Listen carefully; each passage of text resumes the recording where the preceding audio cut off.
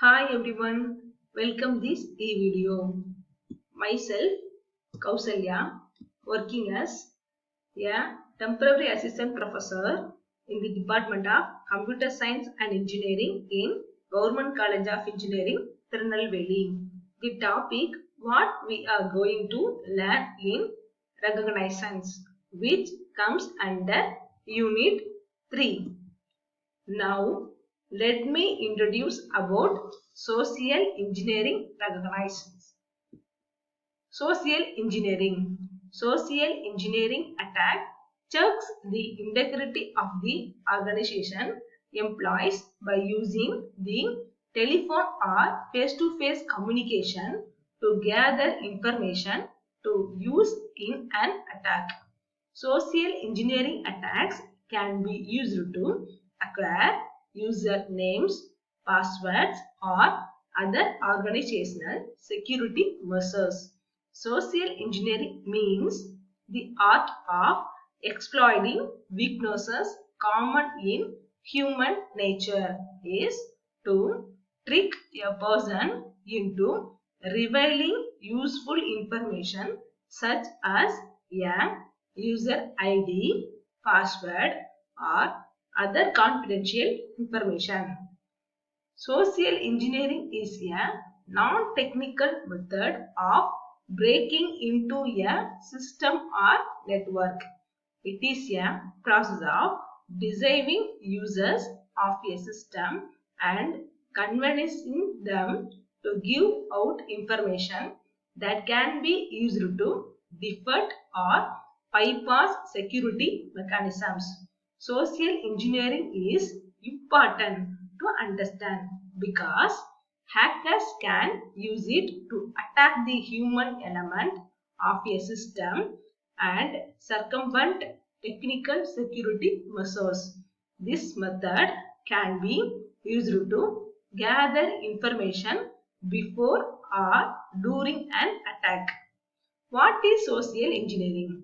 Social engineering is the use of influence or persuasion to deceive people for the purpose of obtaining information or persuading a victim to perform some action. A social engineer commonly uses the telephone or internet to trick people into revealing sensitive information or to get them to do something that is against the security policies of the organization. By this method, social engineers exploit the natural tendency of a person to trust their word rather than exploiting computer security holes.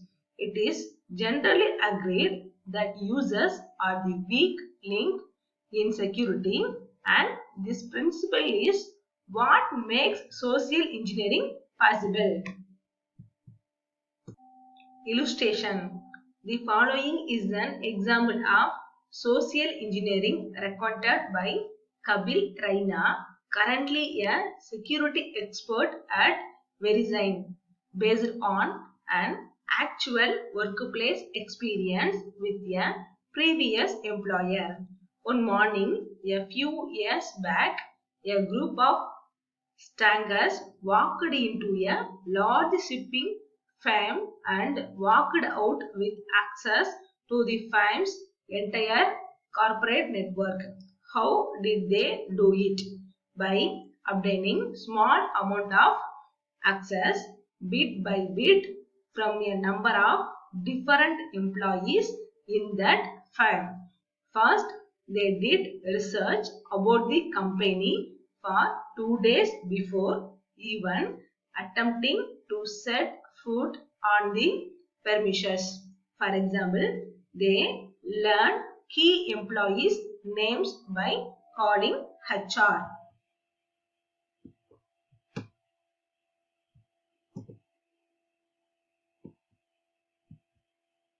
Next, they pretended to lose their key to the front door and a man let them in.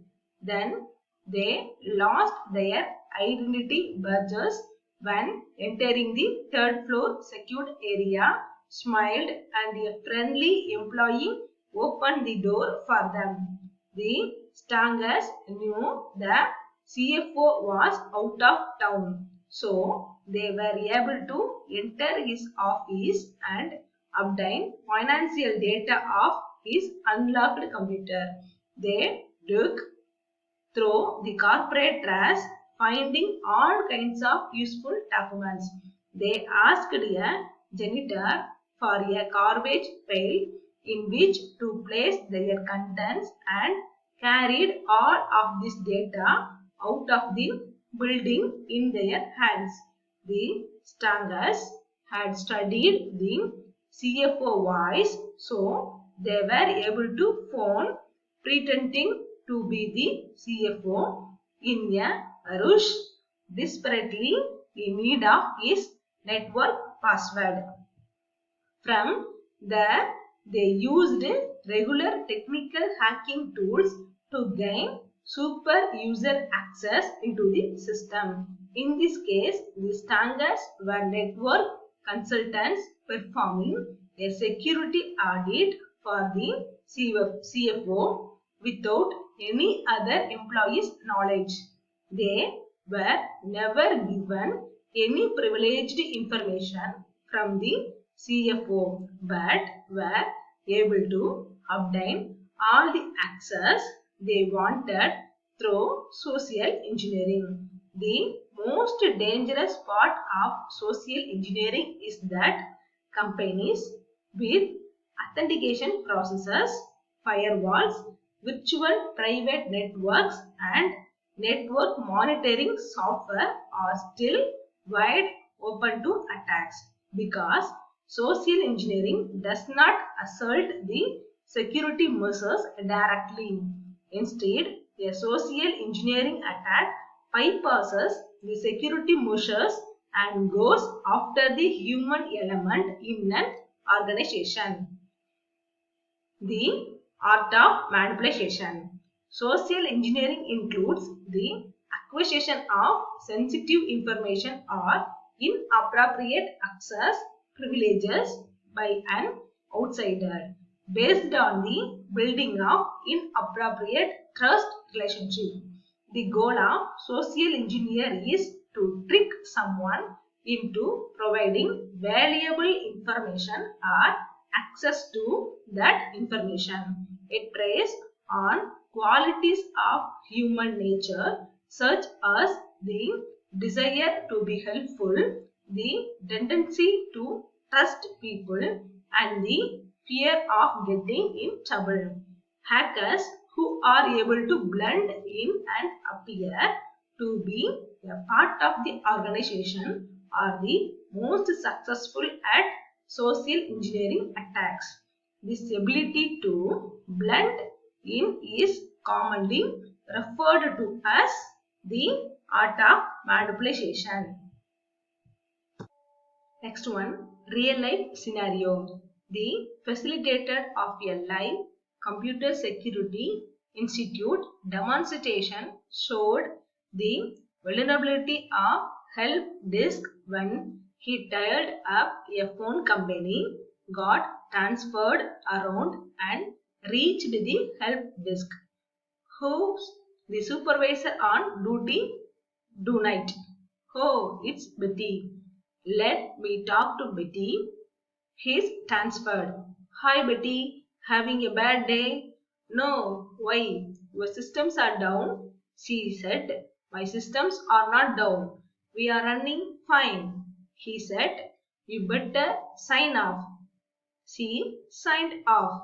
He said. Now sign on again. She signed on again. He said. We did not even show a flip. We show no change. He said, sign up again. She did. Betty, I am going to have to sign on as you have to figure out what's happening with your ID. Let me have your user ID and password. So the senior supervisor at the help desk tells him her user ID and password. In a few minutes, a hacker is able to get information that might have taken him days to get by capturing traffic and cracking the password.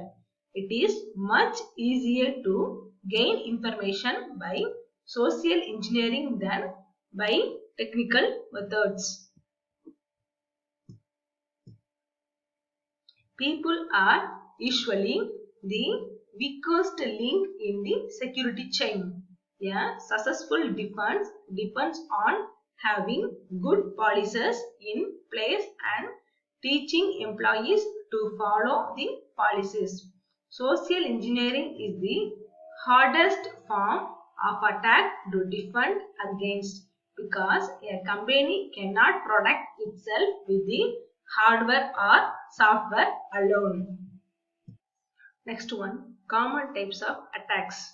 Social engineering can be broken into two common types. First one is human based, second one is computer based. First one is human based. So, human based social engineering refers to person interaction to retrieve the desired information. An example is calling the help desk and trying to find out a password. Next one is computer based. Computer based social engineering refers to having computer software that attempts to retrieve the desired information. An example is sending a user an email and asking them to re-enter a password in a web page to confirm it. This social engineering attack is also known as phishing. Human-based social engineering techniques can be broadly categorized as follows. First one is impersonating an employee or valid user. In this type of social engineering attack, the hacker pretends to be an employee or valid user on the system. A hacker can gain physical access by pretending to be a janitor, employee or contractor. Once inside the facility, the hacker gathers information from trash cans, desktops or computer systems. Second one, posing as an important user. In this type of attack, the hacker pretends to be an important user such as an executive or high-level manager who needs immediate assistance to gain access to a computer system or files. The hacker uses intimation so that a lower level employee such as a help desk worker will assist them in gaining access to the system. Most low-level employees won't question someone who appears to be in a position of authority. Most low-level employees won't question someone who appears to be in a position of authority. Third one, using a third person. Using the third person approach, a hacker pretends to have permission from an authorized source to use a system. This attack is especially effective if the supposed authorized source is on vacating or cannot be contacted for verification. Fourth one is calling technical support. Calling technical support for assistance is a classic social engineering technique. Help desk and technical support personnel are trained to help users, which makes them good prey for social engineering attacks. Next one, shoulder surfing. Shoulder surfing is a technique of gathering passwords by watching over a person's shoulder while they log into the system. A hacker can watch a valid user log in and then use that password to gain access to the system. Dumpster diving. Dumpster diving involves looking in the trash for information written on pieces of paper or computer printouts. The hacker can often find passwords, file names, or other pieces of confidential information. A more advanced method of gaining illicit information is known as reverse social engineering. Using this technique, a hacker creates a persona that appears to be in a position of authority so that employees ask the hacker for information rather than the other way around. For example, a hacker can impersonate a help desk employee and get the user to give them information such as a password. Computer-based social engineering attacks can include the following. First one, email attachments. Second, fake websites. Third one, pop-up windows. Social engineering countermeasures meanings being able to identify how to combat social engineering is critical for any certified ethical hacker. Documented and enforced security policies and security awareness programs are the most critical component in any information security program. Good policies and procedures are not effective if they are not taught and reinforced to employees. The policies need to be communicated to employees to emphasize their importance and then enforced by management. After receiving security awareness training, employees will be committed to supporting the security policies of the organization. The corporate security policy should address how and when accounts are set up and terminated, how often passwords are changes, who can access what information, and how violations of the policy are to be handled. Also, the help desk procedures for the previous task as well as identifying employees, for example, using an employee number or other information to validate a password change. The destruction of paper documents and physical access restrictions are additional areas the security policy should address. Lastly, the policy should address technical areas such as use of modems and virus control. One of the advantages of a strong security policy is that it removes the responsibility of employees to make judgment calls regarding a hacker's request. The most important countermeasure for social engineering is employee education. All employees should be trained on how to keep confidential data safe.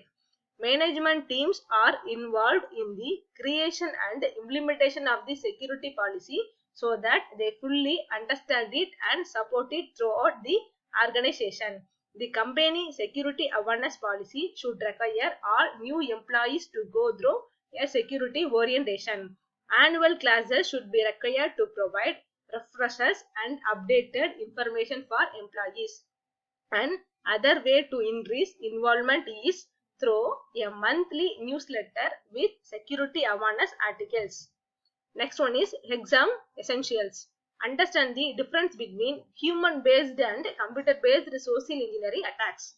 Human-based social engineering uses non-technical methods to initiate an attack, whereas computer-based social engineering employs a computer.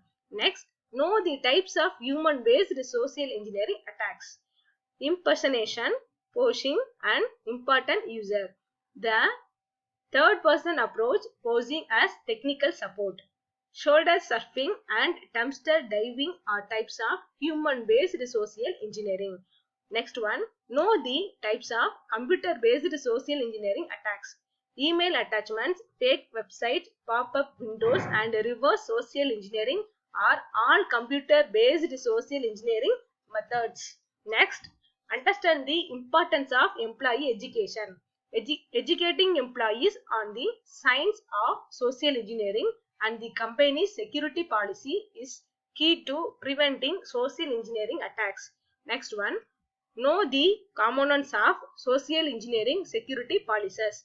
The security policies include policies on how to set up accounts, how often to change passwords, who get access to what information, how the help desk verifies employee identity, and destruction of paper documents. Next one, non-electronic attacks. Non-electronic or non-electrical attacks are attacks that do not employ any technical knowledge. This kind of attacks can include social engineering, shoulder surfing, keyboard sniffing, and dumpster diving. Social engineering is the art of interacting with people either face to face or over the telephone and getting them to give out valuable information such as passwords. Social engineering relies on people's good nature and desire to help others. Many times a help desk is the target of a social engineering attack because their job is to help people and recovering or resetting passwords is a common function of the help desk. The best defense against social engineering attack is security awareness, training for all employees and security procedures for resetting passwords. Thank you.